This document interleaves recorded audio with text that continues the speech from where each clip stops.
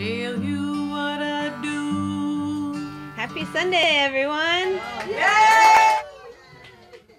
Hello, welcome everyone. Here we are at the Laura Shepherd Show live, and we're so excited to be here. All the people listening on Podcast World, Stitcher, iTunes, etc. Welcome. Live audience, yay! Thank you, welcome. I know you're sneaking in late, but you're welcome. Come on in, find a chair. Something's gonna happen and it could be good. Something's gonna happen and it could be good. Something's gonna happen and it could be good. Something's gonna happen, Lord, we knew it would. Oh yeah, well things will change and leaves will fall and it will rain. Transformed before your eyes, no time for chasing. Why me? Why'd that have to happen to me? Oh, you never know just how life is gonna go. You jump in your boat and row, row, row. Jump in your boat and row, row, row. All together now, here we go. Something's gonna happen and it could be good. Something's gonna happen and it could be good. Something's gonna happen and it could be good. Something's gonna happen like we knew it would. Oh yeah, you gotta aim high and go for your pie in the sky. Go ahead, trust yourself, everything will right itself. Oh yeah, life's a dream, so go ahead now, follow your dream. Jump in your boat and row, row, row. Jump in your boat and row, row, row. All together downstream, here we go. Something's gonna happen and it could be good. Something's gonna happen and it could be good. Something's gonna happen and it could be good. Something's gonna happen like we knew it would. Oh, I knew it! Oh my goodness! Here we are back in Gulfport. We've been using these cute little microphones, so we're hoping that that'll help things. We've got a great show for you today. We have Hunter Fletcher, who's a fabulous guitar player and a really nice person, and we're going to get him up here to play and talk a little bit. We have Laura Olden, and she has triple bottom line FI for financial independence. So we're going to talk about money in a new way, well, new to some people. And we have Elizabeth Wargo, and she's the Healing Paws Sanctuary. And she's off walking some dogs in some moment, but she should be here in time to get on the show. Hunter, why don't you join me on the stage? All right. Welcome, Hunter. Yay. Let me stick this little thingy on you. Hopefully that'll make everything good. Now, Hunter, you're a Gulfportian, right? Yeah, I would say. Yeah, I mean, you've been here a while. A little while. How long have you lived in Gulfport? Going on 12 years. Going on 12 years, and what, you're 15 now.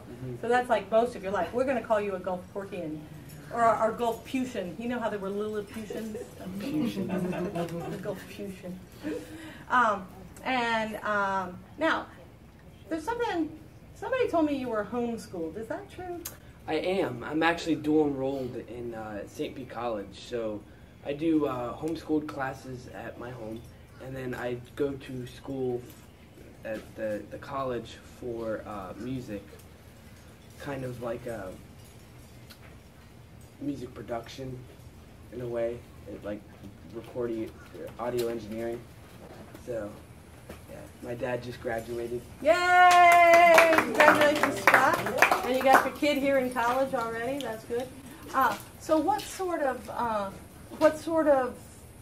things? So like at your homeschooling, you're doing like regular high school stuff. Which is your favorite subject? I don't know. Yeah. I don't know. I really enjoy math. Like math is, I kind of nerd out on math. So. What level of math are you up to? I'd probably be going into geometry or algebra too. Yeah. Yeah, I like geometry. I thought geometry was pretty interesting. Kind of cool. Yeah. And so, and at St. Pete College? Is that what it was? Mhm. St. Pete College? What you're studying? What type of things happen in your classes there? All right. Well, so it's basically I'm going to move this because your strap is rubbing against it. Okay, carry on. Anyway, I'm going. I haven't yet decided what degree I'm picking, but I want to go for performance. So that entails that I have to do like ensembles, which are like, you know, music ensembles where everyone in the Mirror program, which is the music program at SEC, they get together and they get to meet ensembles and they play certain genres. Like there's a R&B ensemble, there's a rock ensemble, there's all different ensembles, and people get together and they play music, and then we showcase it at the Palladium in downtown. So can you pick any one of those genres you want, or do you have to do all of them? Yeah, you can usually join any ensemble you want. I mean, there's other ensembles too, like recording studio ensemble, where for like people that are in Tech 3 and Tech 4, which are like the ending classes of your associates, they will like use that class to add stuff to their track and further their Pro Tools knowledge, which is the program that we use for recording. Do you like recording? Oh yes. Or you like? I mean, not being recorded, but actually doing the I like recording. both. It's very, you know, it's very good to know, especially the type of genre of music I'm in. It's the way they record it is very different from the way they record other like music. Yeah. What kind of genre are you? I'm bluegrass, old style country. I don't like new country. I'm not a fan of it at all. Oh dear. Well, that's all right. But I love old country like Merle Haggard, you know, Johnny Cash, stuff like that. And what are the differences? What are the differences in how they're recorded? Say between a lot of people do overdubs, which are kind of like you do a flat out track and then you record over that track over and over again. And then a lot of country and bluegrass is done with 3 or 4 takes and you're done. You mean you 3 or 4 takes on the same song and then you pick the best one out of the 3? Well, yeah, kind of, yeah. And then you can overdub from there, but not many people overdub. Yeah, so it's just more live sound. Yeah. That's what I really enjoy that. Yeah, yeah, if you're good.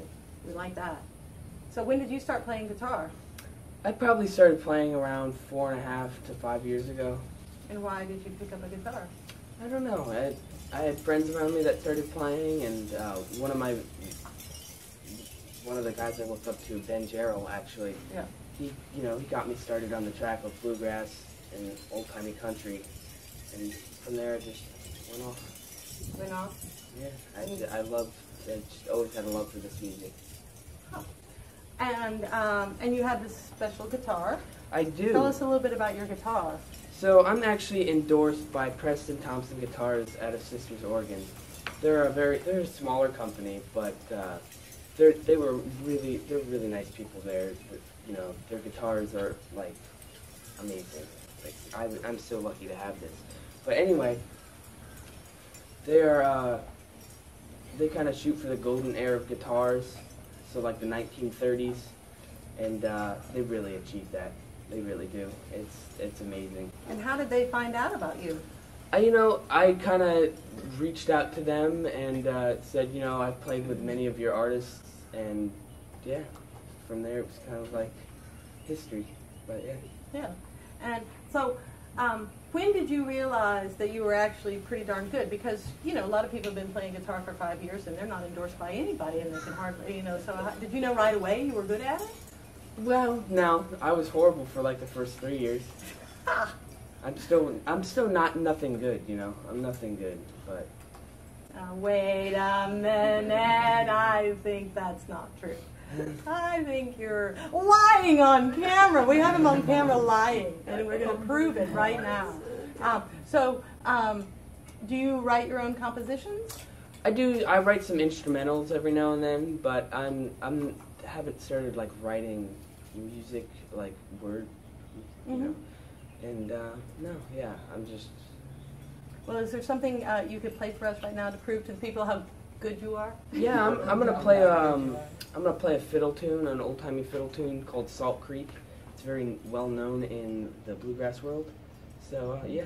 Okay, I'm gonna step out of the way, and you do that for us. Alrighty.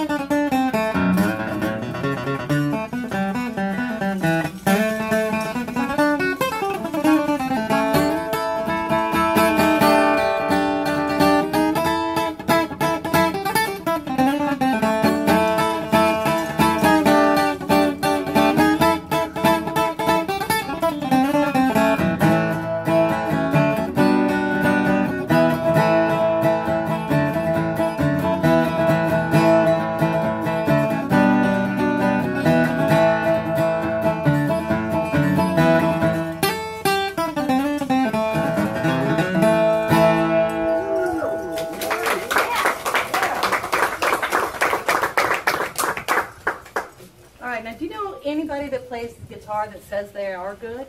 Because, you know, here you are, you're going, well, I'm not that good, you know, but we think you're good. Do you know anybody, like any of the people that you admire, do they actually think they're good? Well, no, because you are your own worst critic, so. Yeah. I mean, you should think you're good, but it's always good to think that you're not the best. Right. Because that's just being self-centered. But you don't want to be like that type of person. You always want to strive to be the best, but you know you got to think that you're not the best. I guess there has to be some balance though, because you have to believe in yourself and say that you're good. Absolutely. I mean, you must have believed in yourself when you wrote off to these people and said, yeah. "Give me a guitar." Clearly they thought you were good too. No, because I started like going to the festivals that their fellows sponsorshipers. So who are some of the other people that are sponsored by you? Well, you got Billy Strings, which is one of my biggest idols. Brett Bass, he's another one that just got endorsed by them. John Stickley just got endorsed by them also.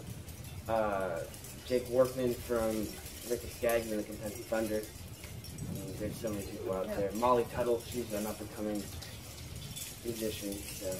And what exactly does it mean to be endorsed? So endorsed means like you get artist cuts on their instruments, and that they artist cuts. What does that mean? Like they don't just give you an instrument, you get a price flash on it. Okay. So basically, you get the deal on it.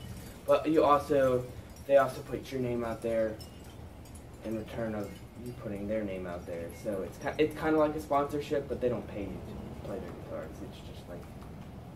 So you get a bit of a discount on a guitar, and they promote you some. Yeah, and I promote them, so that's all that matters. Yeah, that's good. Yeah, it's a mutual admiration society there. Absolutely. Dang. Okay. Well, we're going to get you back up here. Well, before, look, should we hear another one from him? Yes. Okay. Can I tune first? Yes, because please the humidity in Florida is killing my strings. It is. It's hard. You tune up a little bit. We tune because we care. The guitar has a beautiful sound. The guitar has a beautiful sound from the audience. That's what people believe. And he seems to be. Julie online says he's really? Oh, somebody on who said that? Julie. Julie says you're fantastic. Julie. We don't know who she is, but anyways, we don't know. You might know some Online other Julies. Online audience. I saw some nice little smiley faces going up while you were playing. Okay, Alright. so go ahead and give us another one. I'm just gonna explain Yes. a little bit on why my guitar has that oomph. It's the mahogany back and sides that really give it that, and the Adirondack spruce top. It really gives it that And a push. lot of resonance. Yes, absolutely. All right, I think I'm gonna attempt Doc Watson's song. It's gonna be it's called Black Mountain Rag. So we're gonna go for it.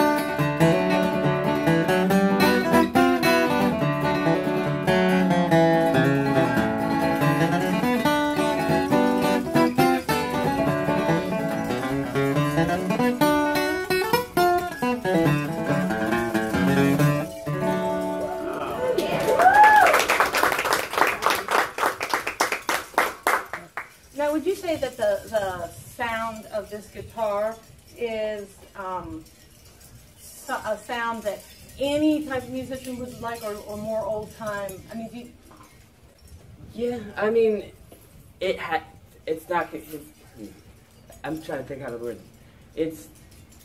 They use a sound in old time music, like bluegrass and country, because it has that sound of the 30s and 40s and 50s and 60s when they played this music. And it's not just for bluegrass, folk, and country. I mean, a lot of different people play it. Like there's a few blues artists that are with Thompson, like Eric Bibb. He's a incredible blues guitarist.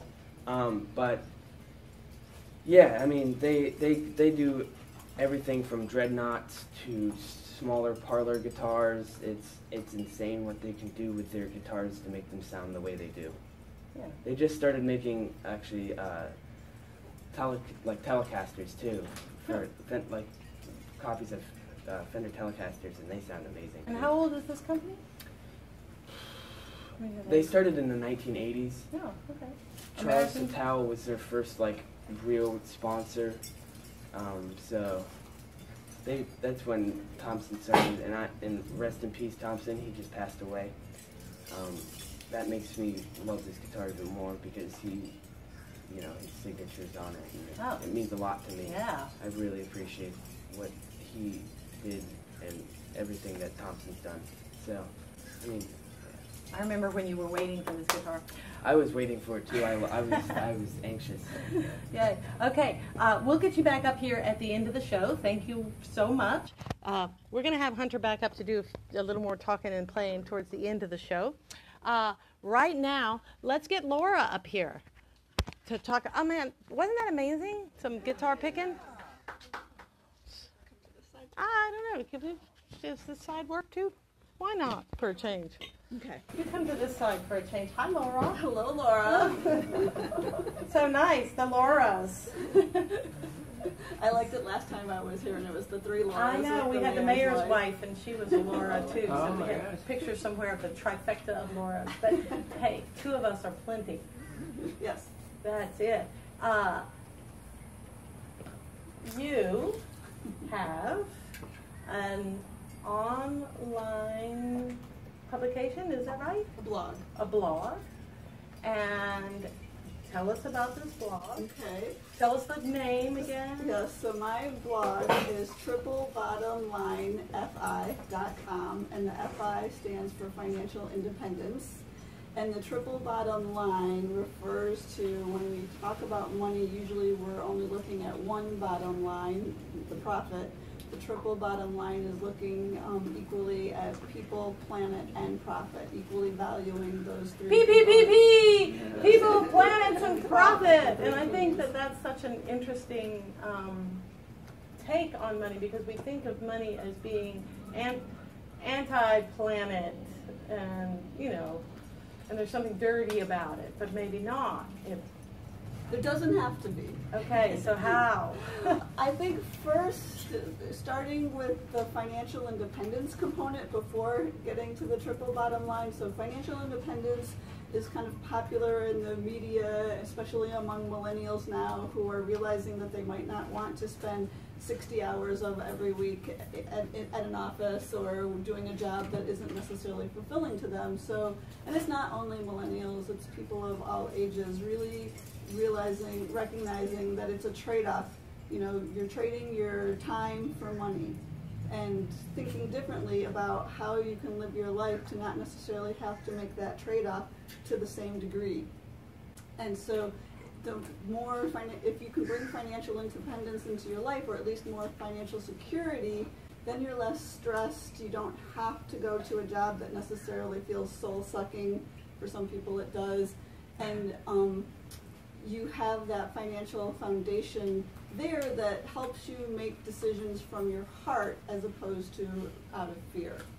And so that's the financial independence aspect of it, and a lot of people are pursuing financial independence in mainstream ways by investing in stocks and bonds that are more part of our extractive economy versus being regenerative and healing to the planet. Oh my gosh, we have extractive economy and regenerative economy. And so it's thinking about, you know, how can we participate more in that regenerative side of the economy versus the extractive, and in part, you know, the more we can develop that solid financial foundation, think about how we're spending our money and spend less of it. And that right there already is good for the planet because you're consuming less. Even that simple step puts you on a path to a more triple bottom line oriented pursuit of financial independence, or even just living your life. And so, but there are steps that people can take to go beyond that, to really invest their money outside of the stock market in things that are more along this regenerative scale as well. And so what got you into this idea of being a financial anything? Financial anything? A couple of things. I would say two key things worth mentioning here are something I've kind of already alluded to. There's a book called Your Money or Your Life by Vicki Robin and Joe Dominguez. And it really does a great job of highlighting that trade-off. And so I think that was one key thing, was reading that book, Your Money or Your Life. And then getting into permaculture, which is basically a design science that looks to nature and its closed loop, no waste system as the model. And so if we can achieve all of this beauty and strength and abundance and procreative energy and nature, can we look at our own lives and even our finances and think differently about them and bring some of that into how we deal with the financial system? And can we? Yes. We can. we certainly can. All right, so before I go any further into this, I should make the disclaimer that I am not a financial advisor. I do not have a background in finance, so do your own due diligence. This is for educational and informational purposes only. I don't want to get either one of us we're not in trouble. So just to be clear on that. So, and you don't have any desire to be to get education in financial. I do not. The numbers, to some, after a certain point, they make me dizzy. I don't want to be staring at spreadsheets, and I'm not as math inclined as Hunter when it comes to the numbers. But I do want to think about money differently, and I understand why people who are investing and saving money gravitate to the stock market and index funds. It's so much easier to just, okay, I'll just put it in this index fund and there it sits. To go out and do this in a more intentional way requires being more intentional and spending more time on it.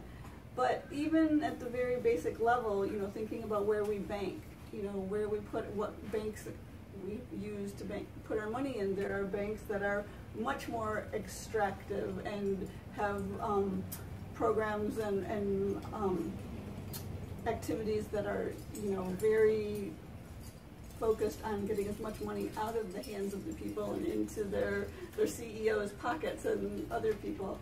So, you know, and it takes money out of your local economy. We all want to live in a thriving community.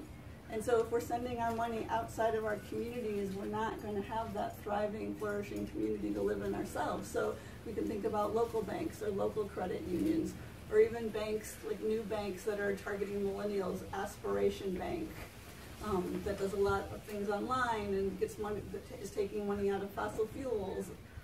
Even that is a good start. There are some basic, easy steps. Another big bank that is very much more triple bottom line minded is Amalgamated Bank. So banking, it's as simple as that.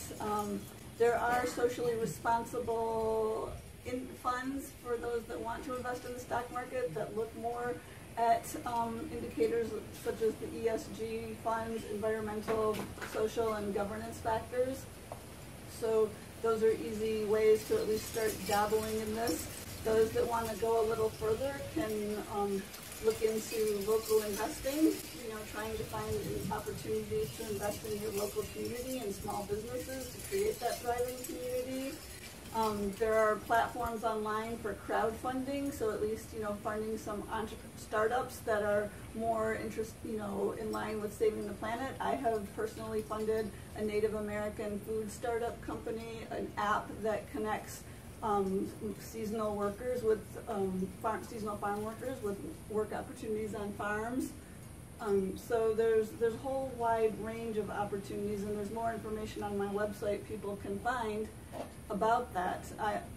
Can you also restate the name of the book? We had people asking online. Sure, it's called Your Money or Your Life, and it's available at most libraries. You don't even need to buy it. You want to get the updated 2018 edition. It was originally written in the early 90s when the investing advice was different, but Vicki, who is the only of the two authors still alive, updated it this year. So the 2018 edition of Your Money or Your Life. And it was written by a woman? It was co-authored by Vicki Robin, a woman, and a man named Joe Dominguez, who is now deceased. I don't know why I bring that up, except I know you always think of money managers as being men in three-piece suits. Yes. We need to change that. Yes. Yeah. Well, and there's actually on Facebook, there's a women's personal finance Facebook group that is for women only to talk about finances in a supportive environment where there's less fear around asking questions. And I think there are at least over 5,000, maybe now 7,000 members. So that's women's personal finance. So do you think that women are scareder to ask financial questions than men? I think in settings where they feel like men know more, it's not necessarily that, I think it's that they feel afraid to ask questions in settings where people know more, and often that part of the process to their husbands, their boyfriends, or just have felt disinclined to do that, to be part of it. I will say that in terms of this more socially responsible way of thinking about money and investing, the statistics show that it's much more popular among women than men and millennials. So I think if women are thinking about their money, they're more inclined to be thinking about the triple bottom line, than, at least statistically, than men are.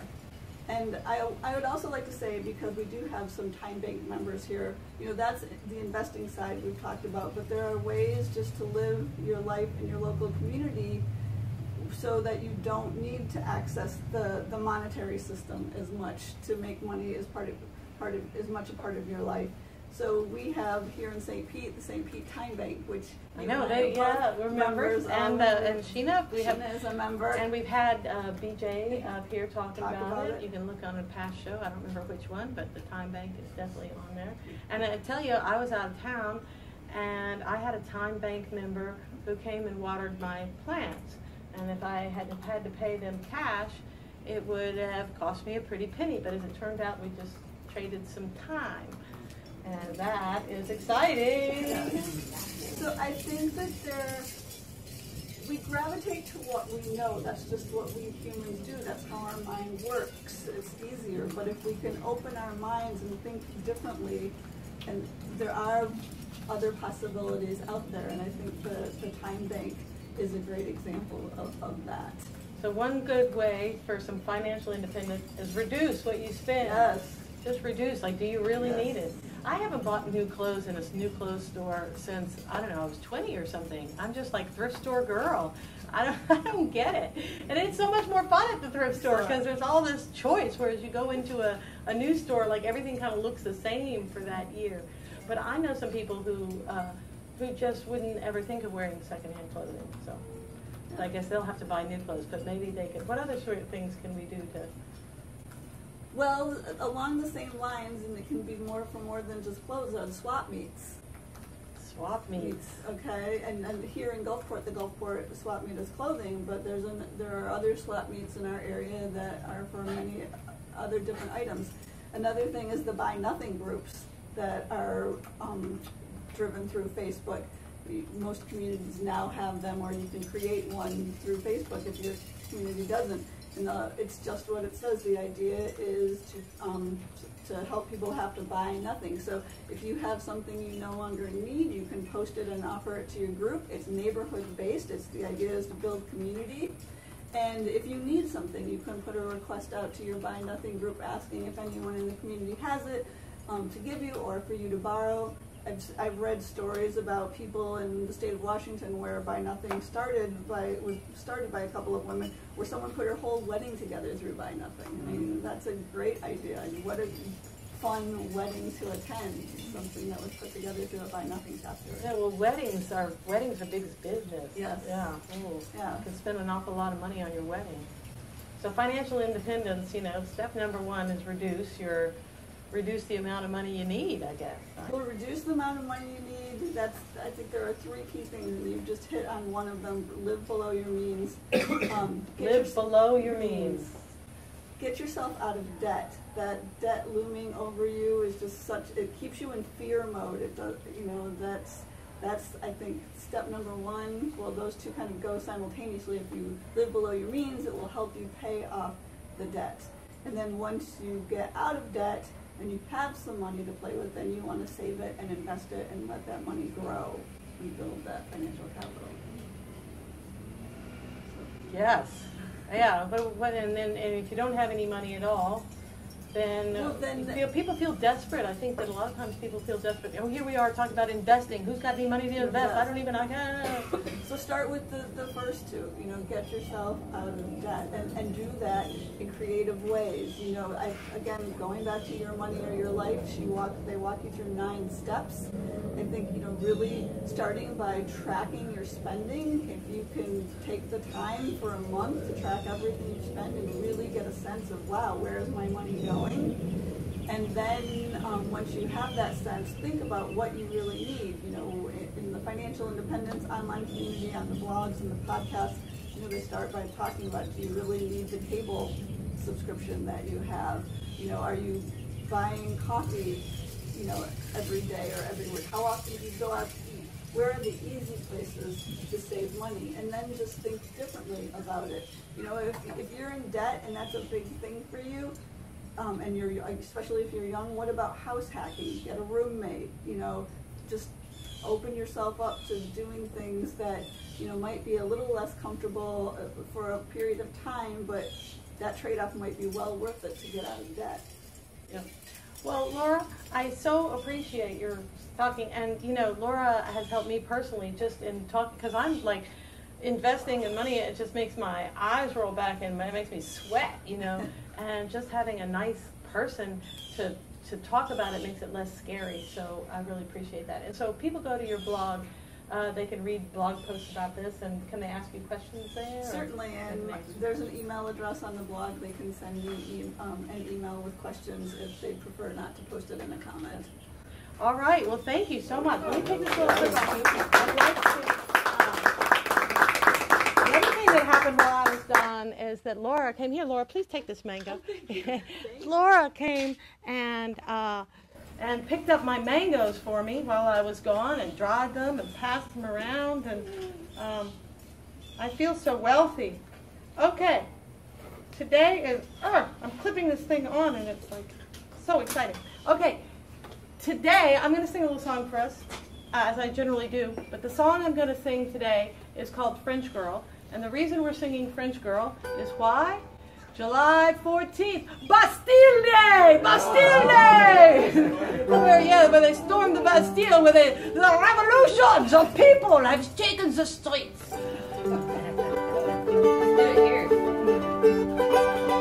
This isn't about people taking the streets. It's about a French girl who came to visit and love. But anyways, it's the most topical song I could come up with for the day. Ooh la la, look at her walk. Yak, yak, yak, that's too much talk. The French girl, you watch her walk. A French girl, why listen to her talk. Oh, mais oui, said the boy. Ooh la la la, qu'est-ce tu dis? A blue moon, that's once in a while. A blue moon, miracle mile, those are figures of speech. One step, two step, give it a whirl. Yeah, yeah, yeah, I love you, girl. A southern boy, ain't he tall? A southern boy, oh, listen to that drawl.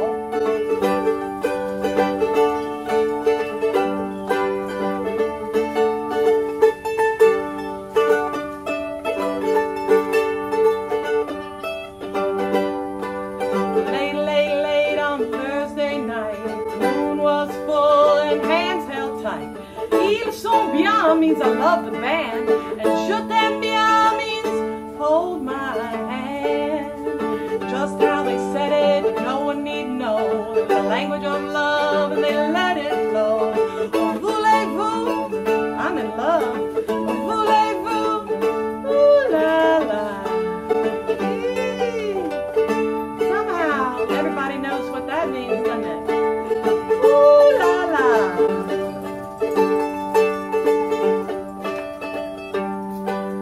Emails her and she writes him.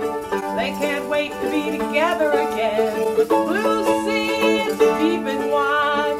The blue sea, while she's on the other side. Ooh la la, we think of her walk. And yak, yak, yak meant too much talk.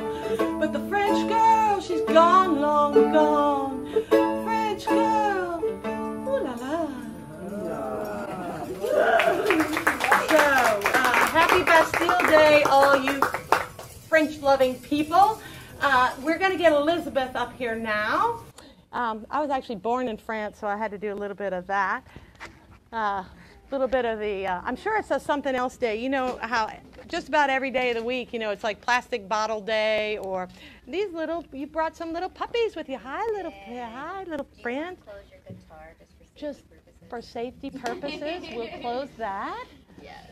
Come on, Elizabeth, and sit down with us. Elizabeth, Healing Paws Sanctuary. What in the world? Are these your dogs, or are these dogs that are, oh, they're listening dogs. Are these dogs that you're keeping or trying to home? No, these are dogs that, so currently we don't have any dogs that we're rehoming. We are leaving in 3 weeks to go to Oregon. You're leaving to go to Oregon? Yes. So we have rehomed all of the dogs, all of the animals in the sanctuary that aren't coming with us. And then these are all the long-term residents. Clover is my personal dog. She's a service dog for PTSD.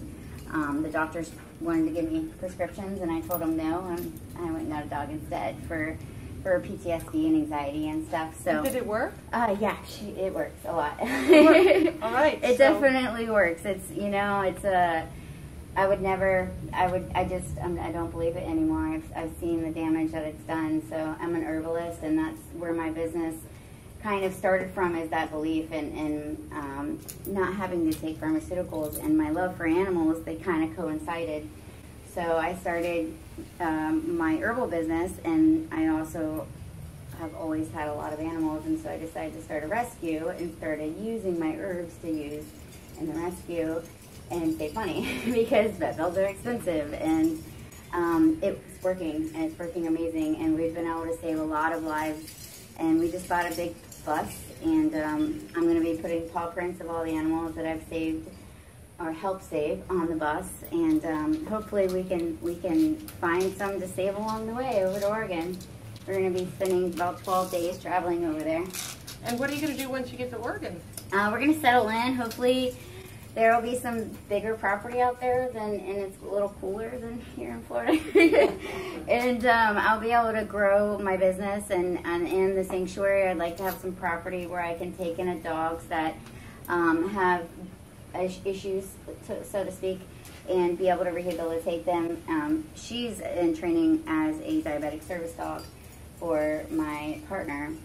A diabetic service dog? What is a diabetic service dog? So what she does is she would alert if his blood sugar spikes, or if he's sleeping and his blood sugar drops. You know, it's dangerous. He'll wake up sometimes and it's 30, and that's really dangerous. And so she would have the ability to go and call him or wake him up or bark to startle But him. how does she know his blood sugar is going down? Is that by smell? By smell. Yes, exactly. Dogs, their noses, that's like their smell-o-vision. They do everything by their nose, everything. And so they can tell.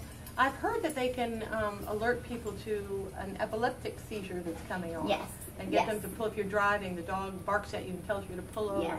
Yes. It's a chemical that changes in our body when we are sick.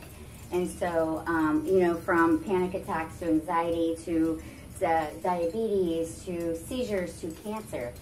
Dogs can detect it all before we can, way before we ever can. But there's so many stories about dogs being able to, you know, save their owner, and that's why. And so, the Healing Paws Sanctuary, is that a non-profit, or it's just a group that you're doing because you can, because you're awesome? So get out there, people, and do something with yourselves. If you want to have a paw sanctuary, get one. Yeah. So I, like Laura was talking about the financial stuff, I was like, wow, that's really me in a nutshell, because I was a single mom working 3 jobs. I had a roommate just to try to make ends meet.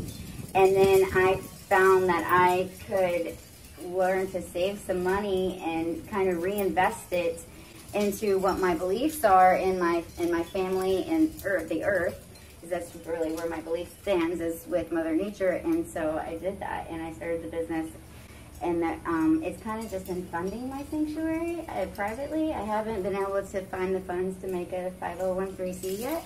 So I figure once we get out to Oregon, or hopefully I think we can get some donations on the way out to Oregon. We'll have 6 dogs and 2 cats and 4 reptiles on our bus. So cat food. School bus? all on a school bus, yes. We're in the process of setting it up to where it's going to be a cat colony in the back, and there'll be a dog play area below.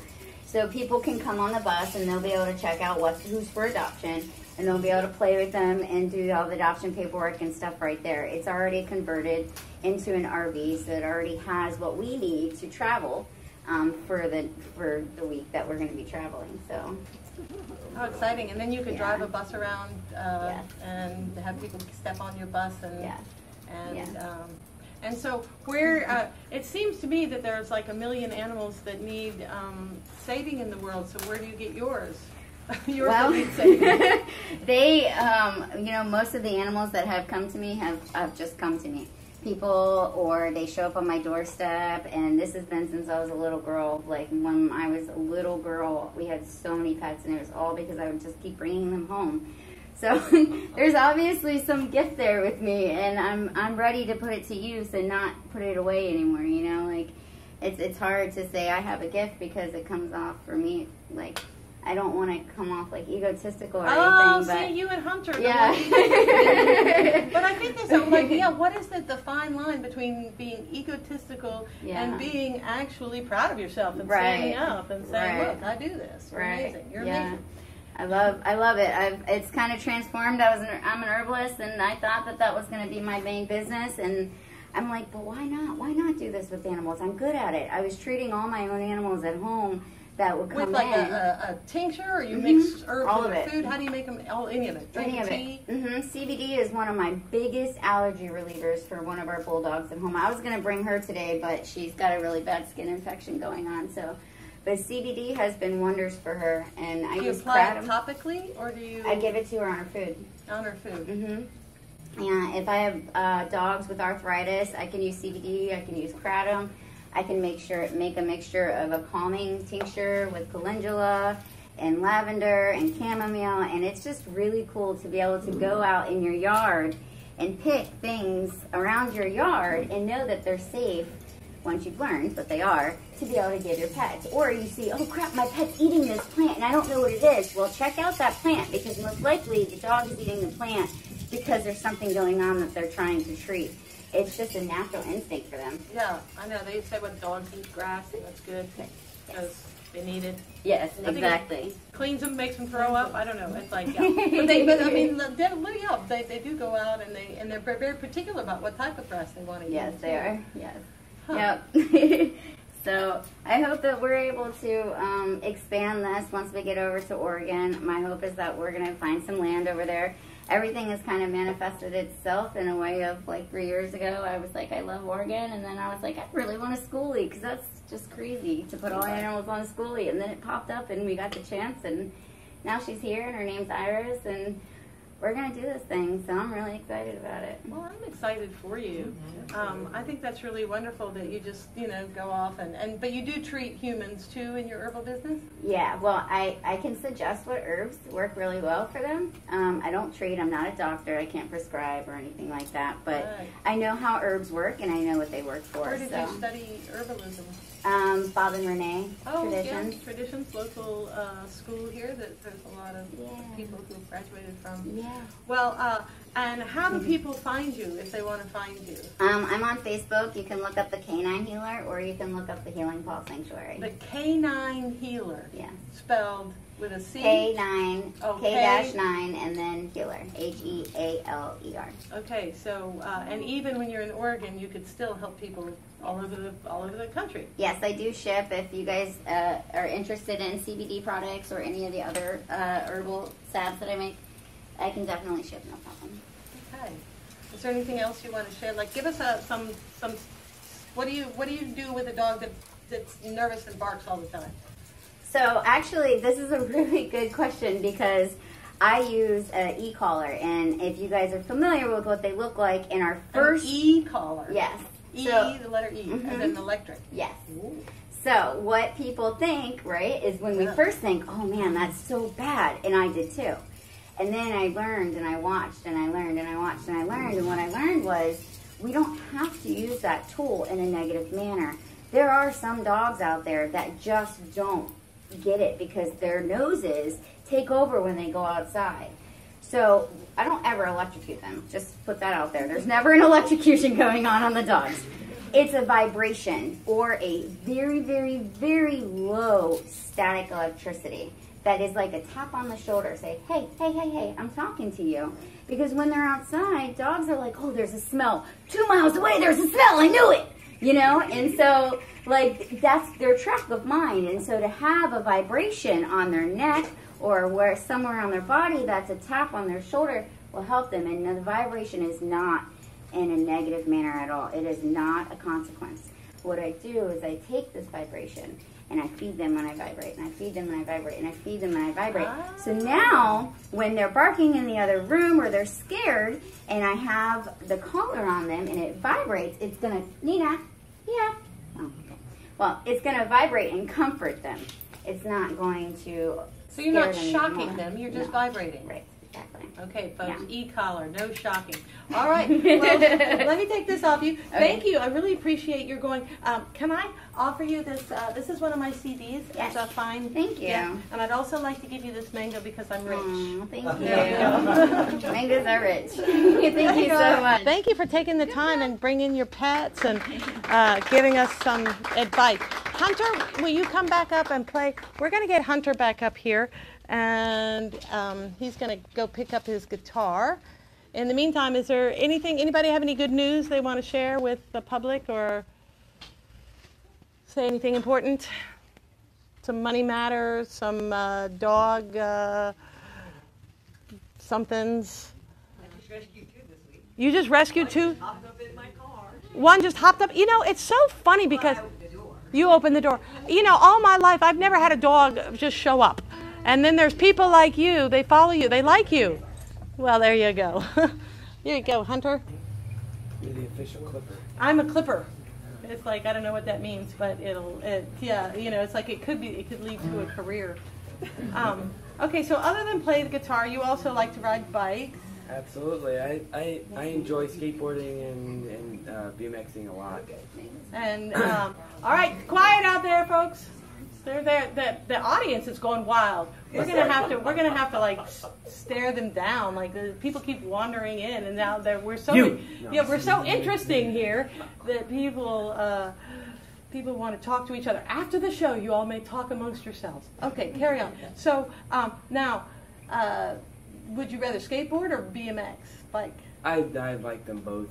I really do. I know you're part of a bike gang. He's part of a bike gang. Yeah. All of my friends, you know, they BMX and a few of my friends skate. So I go off and on between the both of them. So. And do those same friends also play music?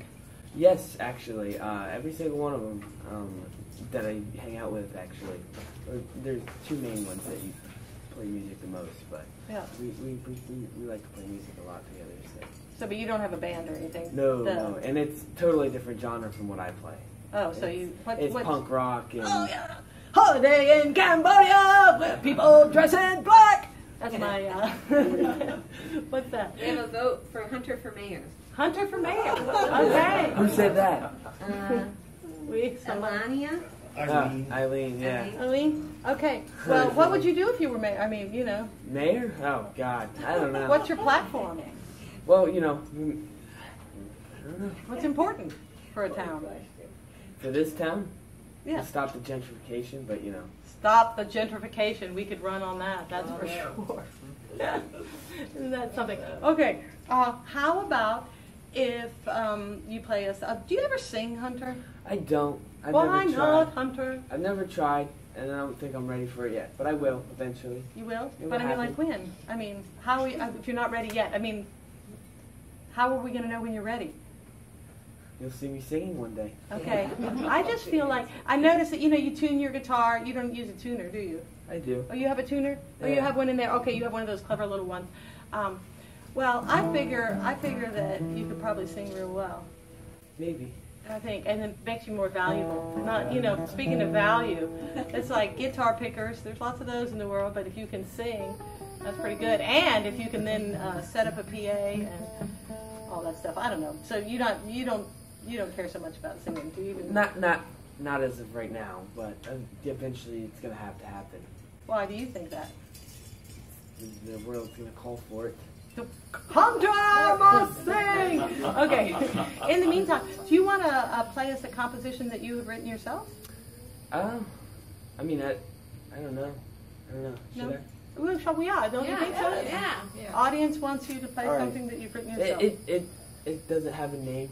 Doesn't have a name? It's no name. Oh, well, you know, one time I had somebody helping me with mandolin playing a little bit and different things, and I had all these songs, and she, you know, we'd sort of work on them. She's like, what's this one called? And I'm like, I don't know. And I don't know how good she did on teaching me to play mandolin, but the one thing that she did do for me was put names on all my songs, or get me to put names on all my songs and write them down. So, anyways, right now, this is Untitled Composition 1. Untitled Composition 1. I like the name of that. There we go. Do that one.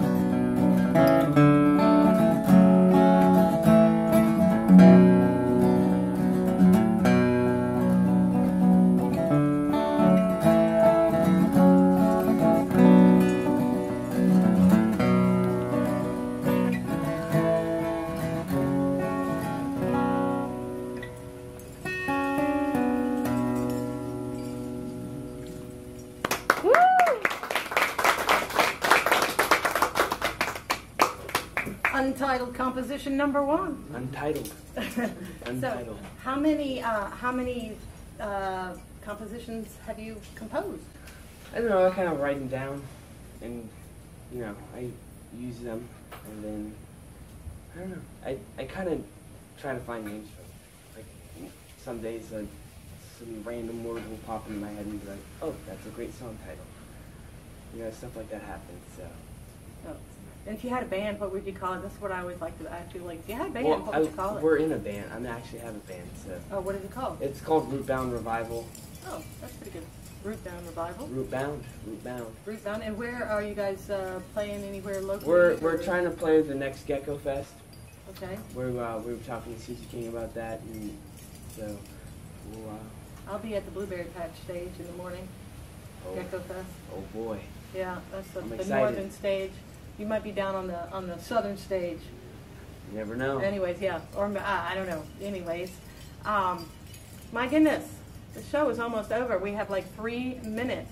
Would you do you want to pick us out? I can. I'll play a little like a little tune I just picked up actually a few days ago. So Okay, what's it called? I don't know. Oh, okay. It was something Billy Strings did into one of his own songs, and it was just I liked it. So. And so, how did you learn it? You listened to? I watched YouTube, and I basically listened to it and slowed it down, and it was just like, well, that's so. All right, go ahead, play it for us.